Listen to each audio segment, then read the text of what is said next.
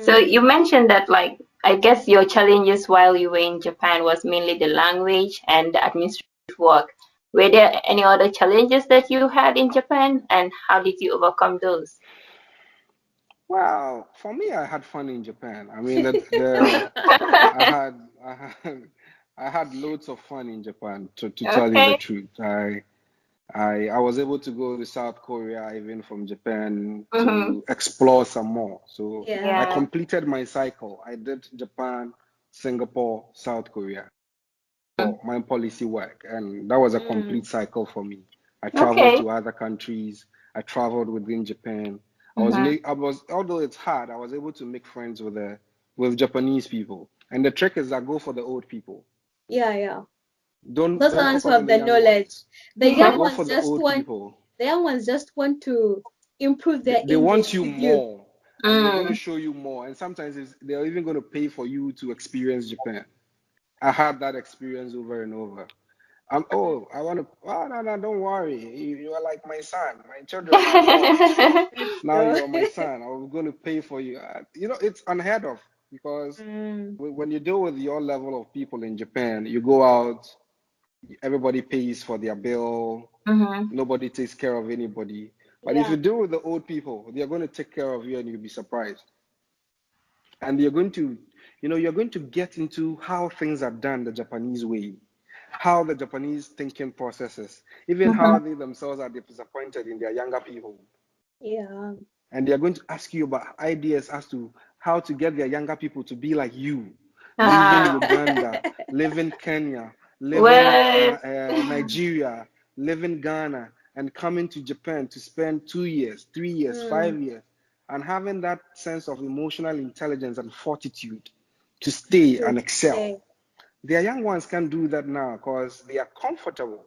Yeah, So I exactly tell them that. that it's because they Mm. are comfortable. In their Exactly days, it that. was just after the war. Japan wasn't a comfortable place. So they were forced to go out. You had to go to Scotland, to England, to Yes. US, to Germany, to Mm-hmm. France. You had to explore. But now you built it for the kids. So there's nothing to explore again.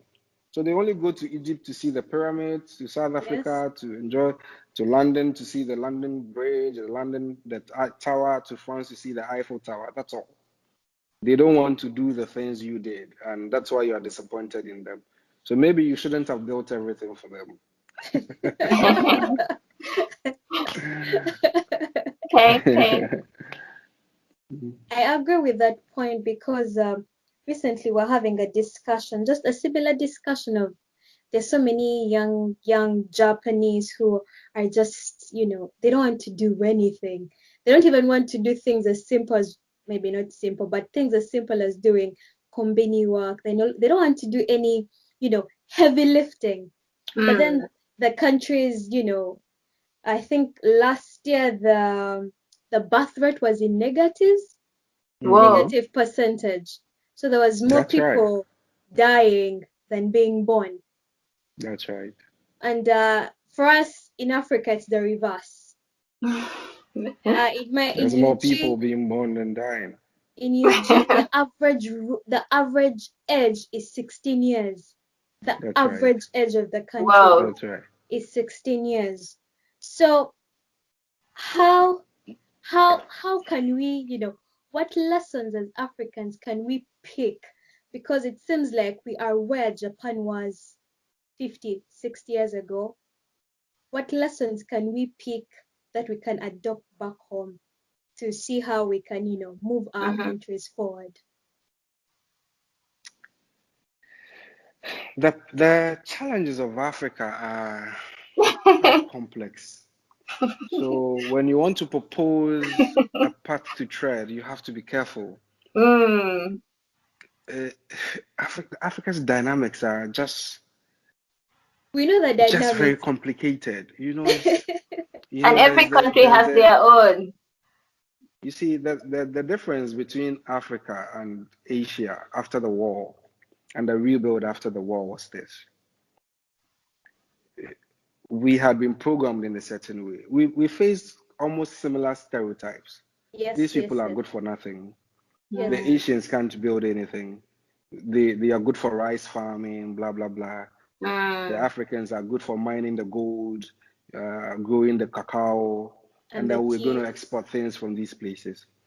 Now, for us, we had resources that were of interest to Europe and the West. I agree. So the dynamic was to corrupt us, to keep us that way, so that they could always extract the mineral resources they wanted. Now, the level of meddling in Asia was different. Much as the stereotypes were the same, there wasn't much from Asia to pick. Yes. So they were kind of left alone.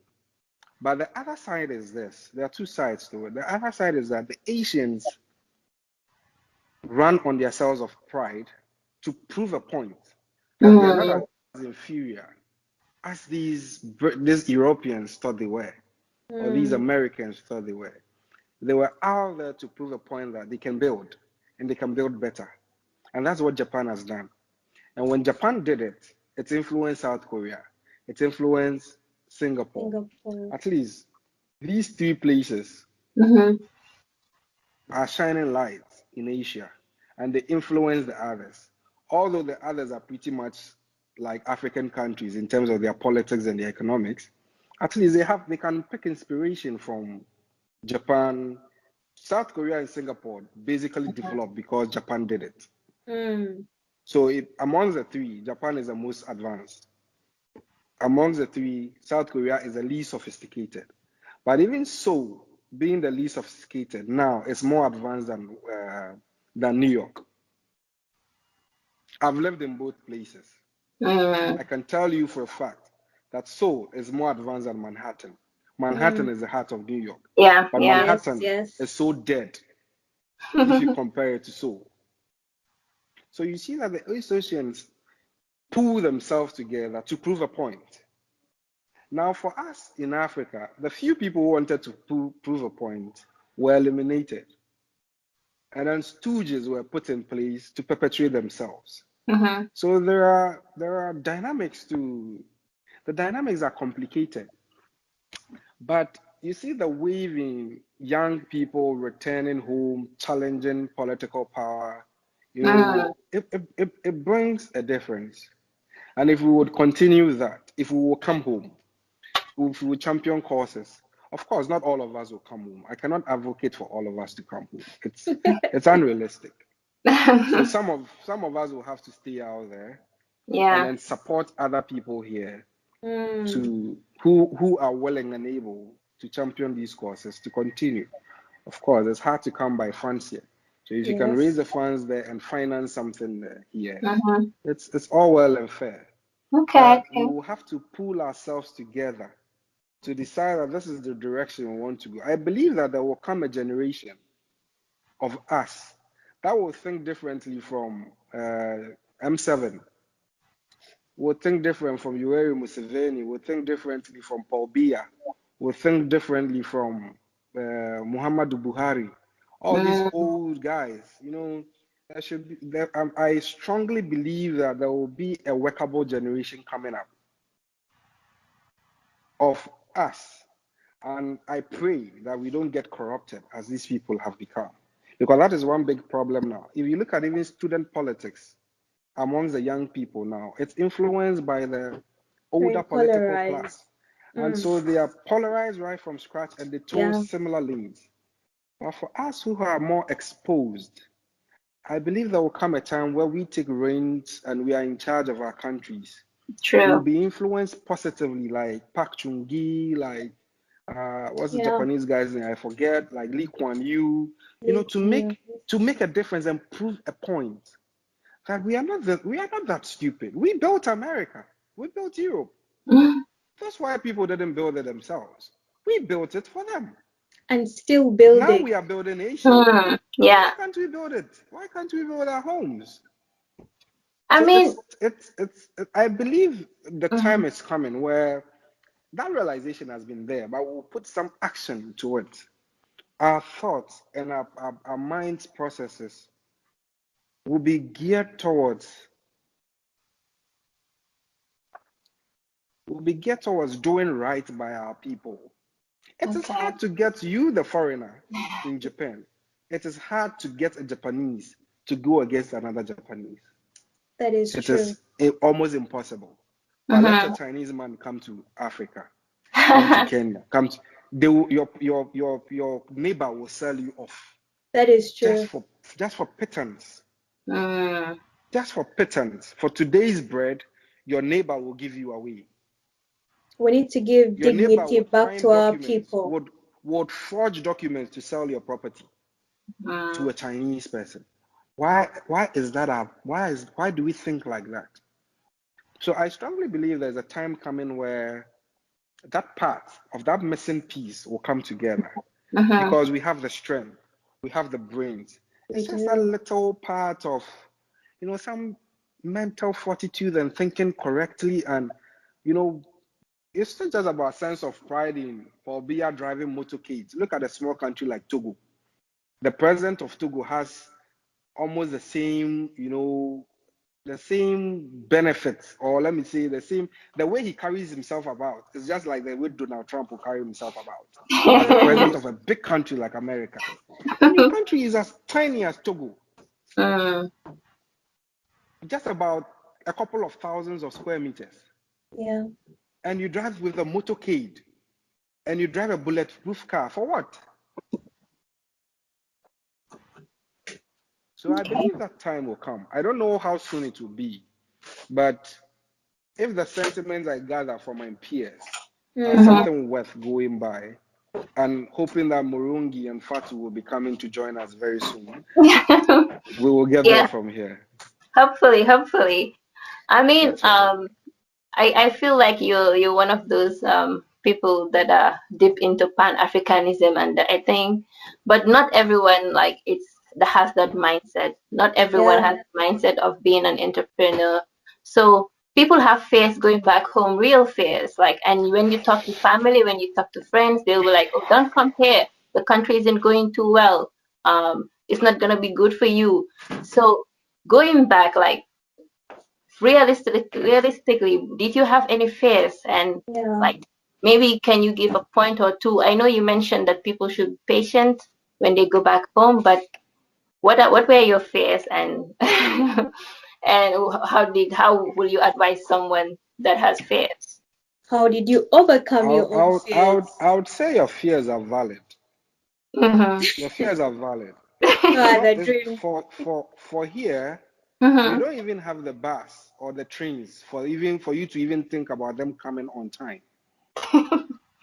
You see, in Japan, your fear is, what makes you like Japan is that the bus is going to come, the train is going to come, and it's going to come on time. Over here, we don't even have the bus, so nothing is coming on time. Yeah. We don't have the train, so nothing is coming on time. So your fears are valid. But you asked me how I managed mine. This time coming back, my fear was just the traffic. I had to Okay. Because I knew I was coming back to work. My fear was that there could be doomsaw. If you know doomsaw as a Ghanaian word, it means the power not being stable. Oh, so yeah. Not having stable electricity. I see. It's about me knowing that the roads are not good enough. And the path that leads to my house is a dusty patch. And then the dust will rise, and then I always have dust in my house or my stuff, something I never see in Japan. But your fears are valid that the opportunities are limited. Your fears are valid that breaking through and breaking forth could be difficult. But the same way you could take that leap of faith to go and struggle elsewhere. Yeah. From my experience, if you put in the struggle here, you would also get results. True. Because like I said, I didn't come back. That 10 years ago when I was coming back, I didn't come back to anything. It was a combination of entrepreneurship. I even worked as a chauffeur before.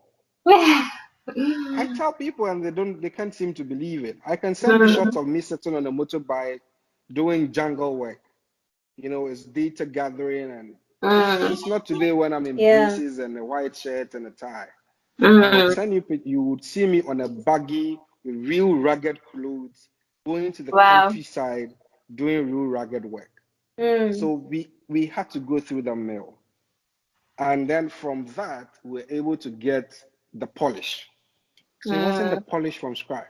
But what I realized is that people are quick to say, because the tap is not running, I cannot live here again. Yeah. Because the trains won't come, I cannot live here again. But you forgot that it's the same place you left. And you still survived. True. For at least So 20 years of your life. You're not going to die. Yes. You're not going to die. I agree. Before I I came agree. to Japan, I drive my car from my garage and I drive to my carport at work. That is how luxurious my life is.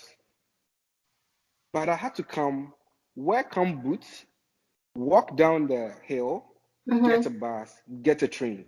That for me, that was going back. It wasn't going forward. So if I can do that for 2 years, why can't I do that when I'm in my own country?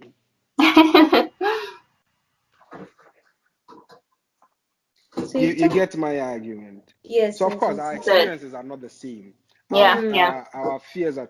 I had family who would benefit from me staying in Canada back then. That would expect funds. I remember my grandma once told me that, after a couple of months or a year or two when I was back and I was just trying to find my feet, doing little things here and there. She was like, so the Canada you went, so it hasn't yielded results yet, right? That was the question, because that is your grandma. Of course, she Being was a very concerned. exposed person. She had worked in public service, retired, lived in London, come back to Ghana to just, chill off. So she was a very exposed person. She wasn't really expecting me to come take care of her. But she's expecting you to also kind of advance. Yeah. And she's seeing that you're having challenges. And she's asking you, so the Canada, it hasn't really produced results. I said, yes, Grandma, it hasn't produced results yet, but it will. True. And of course it did. Because whatever I do today is a combination of all those experiences. So I'll tell anybody who wants to come home that your fears are valid. But if you want to come home, speak to people. Get to know the things they had to deal with, how they handle them. And make sure that you have purpose in your mind that this is something you really want to do. Yeah. Because of the challenges, there are so many of them. The challenges back here too. Yeah, so I ask people, why don't you think that the cold in the winter is a problem about staying abroad? True. Because you've never experienced winter, but you are able to deal with annual winter every year. You manage to deal with winter. You complain it's cold, it's freezing, but you deal with it. So why don't you tell yourself that because of the cold you won't stay in Japan or in Canada or in US because it gets too cold, but you are prepared to breeze the cold to achieve what you want. So when you decide to come back home, be prepared to brace the bad roads, the fluctuating power, the power, the water not running through the taps, It's still the traffic. The dust. Be prepared to the dust. Be prepared to embrace it as your snow, as your cold. Yep. That we don't have snow here, but the dust is our snow. So you have to be prepared to embrace it, and that is when you would have that sense of mind to say you will sail through. Of course, even when I returned, I thought that after a point, I really thought I was stupid. After everybody telling me I was stupid, You're stupid. I asked myself, what exactly am I doing here? Is this thing really going to work? So once in a while, I'll try to work my way out again. But I'll go out and I realize I still have to come back. Yeah. So, I mean, you have made a lot of valid points right now. I mean, that's right.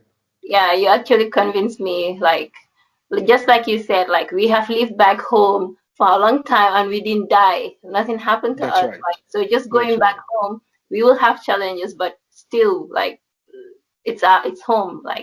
It is home. Exactly. It is home. That's the whole point. It is home. True. And to tell you the truth, if you let's say if you earn 5,000, let's say you earn 300,000 yen Mm-hmm. in Japan at the moment. Mm-hmm. If you come back home, if you value 300,000 yen, you are earning close to $3,000 Mm-hmm. to live well. If you come back home, you might not earn $3,000. Mm-hmm. But let's say if in dollar term you're earning between 800 to 1,000, Mm-hmm. you could be living the same quality of life or a better quality of life in home at home True. than 3,000 in Japan. True. Most definitely. Most And with definitely. So the Japan comes person who earns stress.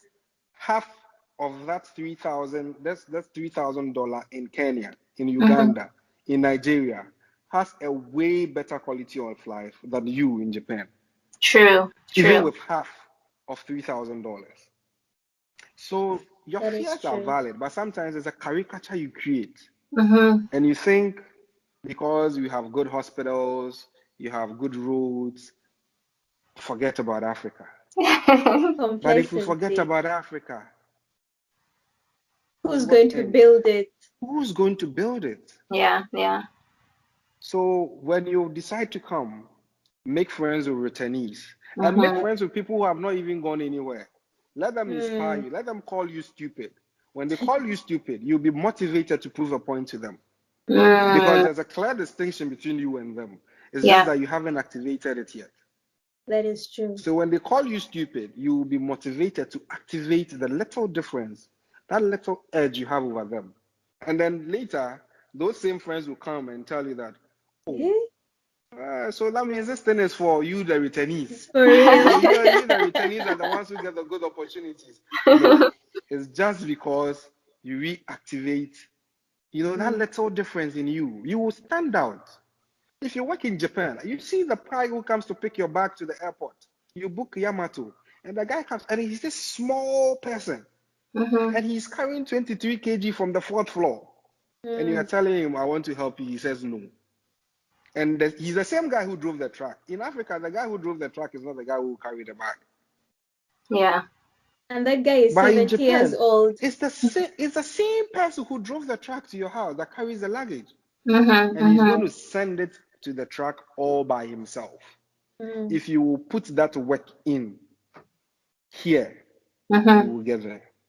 You get the same result. You'll get a result You will get similar the or even. results.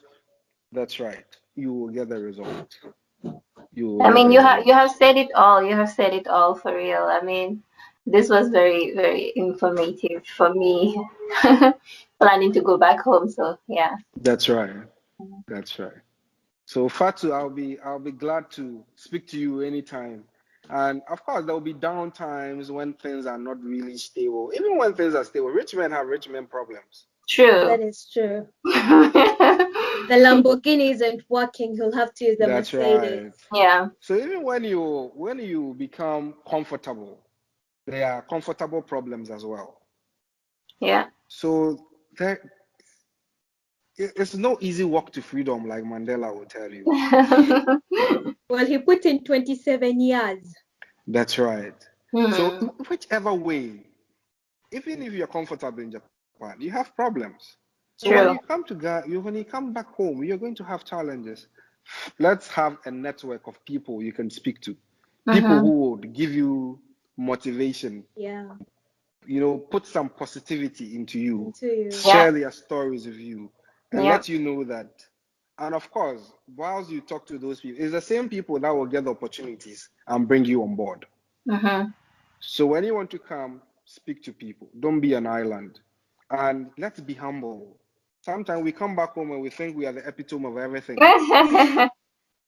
and True. Miss Know It All. We believe we know it all. But Mm-hmm. you see, the guy who even cleans the streets has some, he has some street sense you can benefit from Mm-hmm. if you will interact with him, if you will show him respect. Yeah. There are so many things you can pick from him. Yeah. Like Your I told you, next I was a client. chauffeur when I returned. I had a degree, I'd lived in Canada, I've lived in places, and I was a chauffeur. Mm. But the person I was chauffeuring noticed the difference with me. Actually, we met when I was trying to do business with them. We did business with her. I said, I need a chauffeur. Can you help? I said, fine, I'll help you. And it was this Ghanaian lady with a white husband. And they because she knew who I was, she was paying me differently. At that time, $100 was 100 cedi. That is like 2011. $100 was averagely about 100 cedi. And whenever I touched the car, because she knew what kind of person I was and how I'll carry myself, she pays me $100 for every day I touch the car. Wow. That is how it is. But I was a chauffeur. So assuming I said I was too big to be a driver for any person, then I wouldn't even earn the $100. True. So assuming I drive her 10 times in the month, I have $1,000 on the side. And I wasn't fully employed by her. So I could still go about and do my other things. Assuming I get $500 from that. I put it together. For the month, I have $1,500.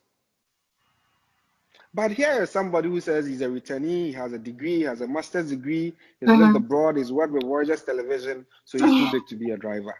So the moment you moot the idea of becoming a driver, he's offended.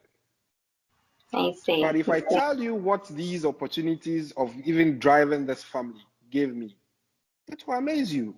Just around that time, the Ivorian crisis started.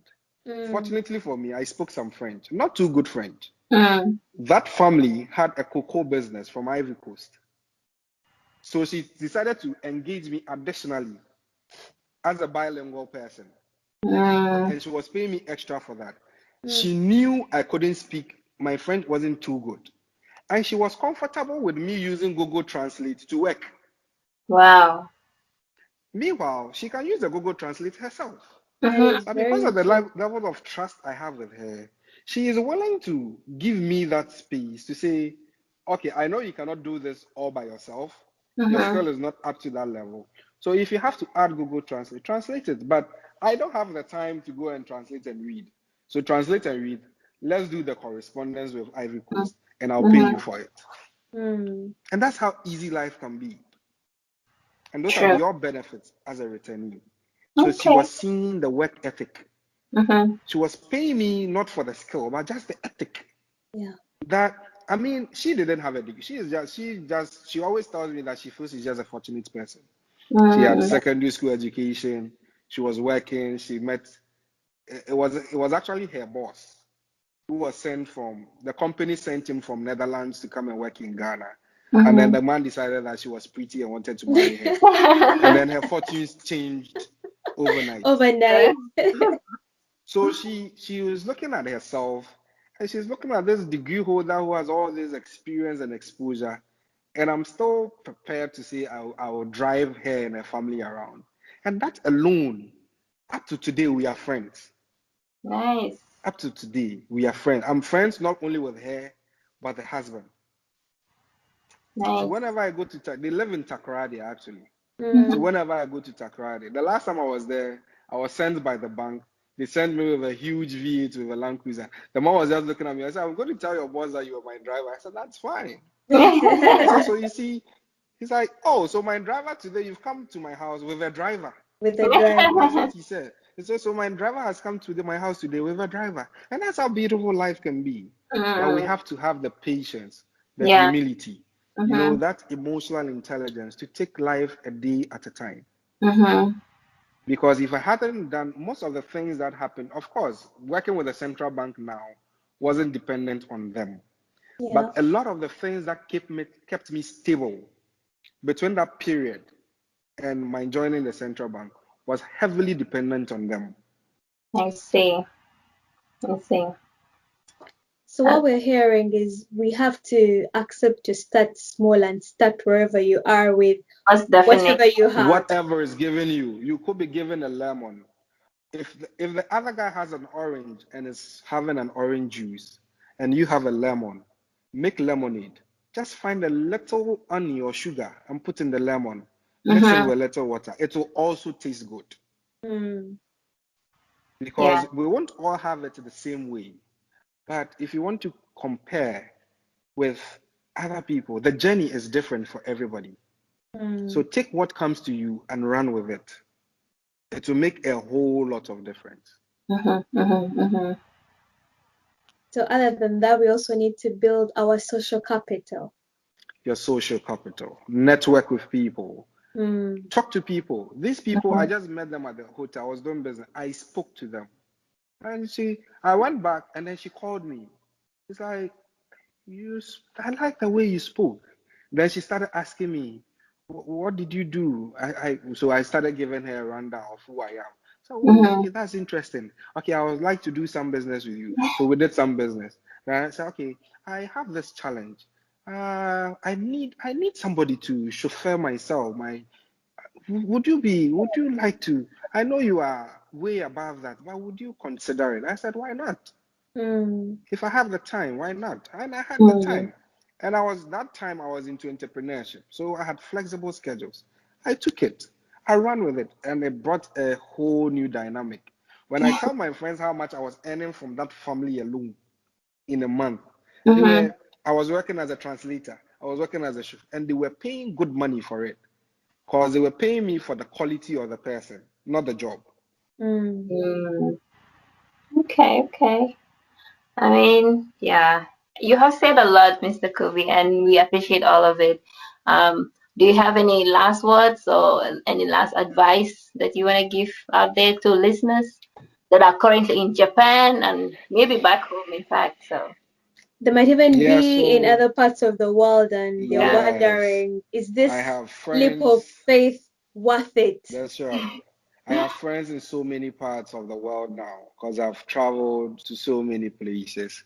That what you should know that even the non-Africans, I should say, the African Americans, African Caribbeans, the African Europeans, they are coming home.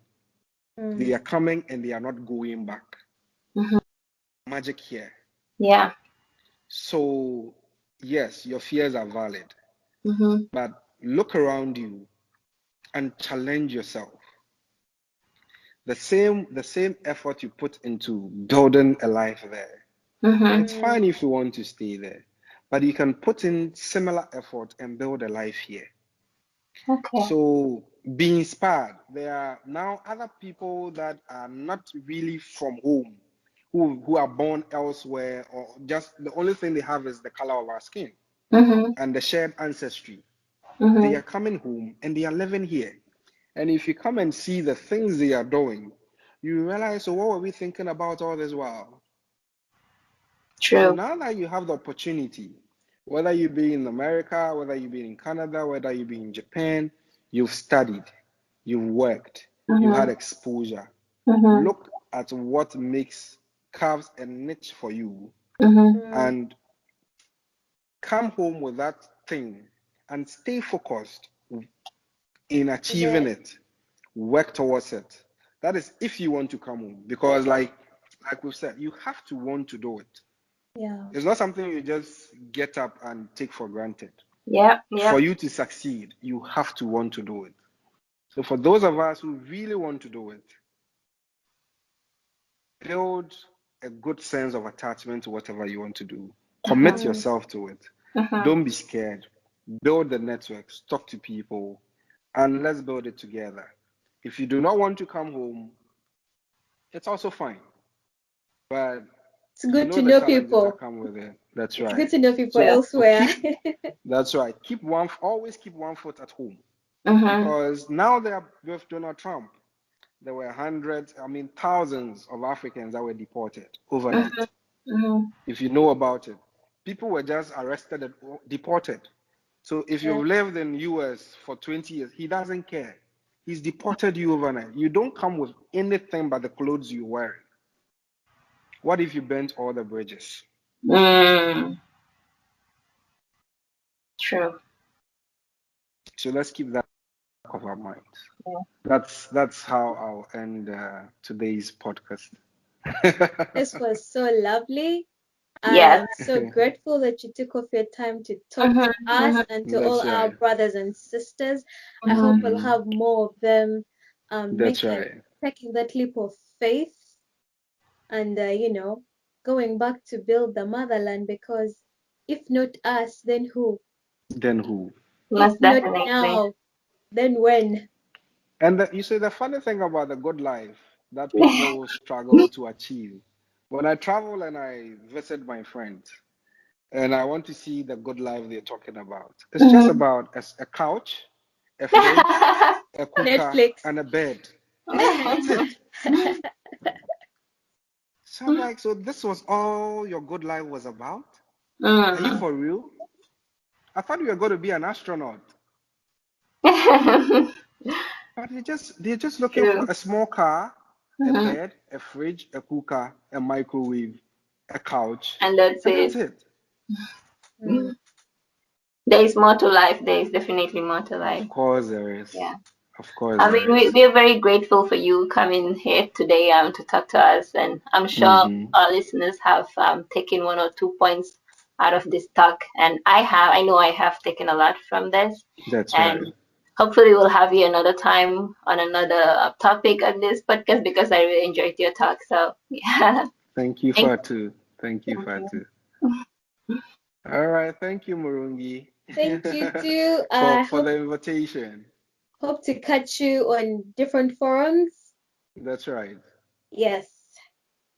And to all That's our right. listeners, we appreciate your time. That's Follow right. us on SoundCloud and Anchor. So Great. watch out for that. Mm. That's right. So Kobe, all the Arigato best. gozaimashita. Yamata. Zaimasu. Thank you. Tukare-sama. Kare-sama desu. Tukare-sama. Bye bye. Bye. Bye.